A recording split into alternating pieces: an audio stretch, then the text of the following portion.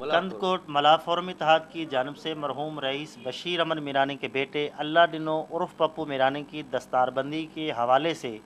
کندکوٹ پاکیزہ ہال میں تقریب منعقد ہوئی۔ اس تقریب میں ملا فورم اتحاد کے چیئرمین ڈاکٹر سائیں رکھو میرانی نے مہمان خصوصی کے طور پر شرکت کی اور شہر کی معزز شخصیات سمیت ملاح برادری کے سینکڑوں افراد نے بھی شرکت کی۔ سندھ کی موروثی رسم و تہذیب کے مطابق چیئرمین سائیں رکھیو میرانی نے رئیس اللہ ڈنو عرف پپو کے سر پر پگڑی باندھی۔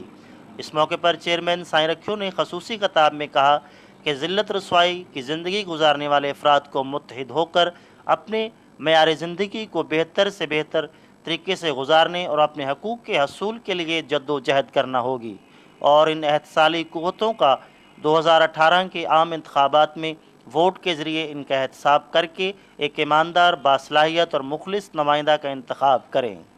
کیمرہ مین تقی شاہ کے ساتھ غلام عباس ہاشمی، پاک نیوز، کندکوٹ۔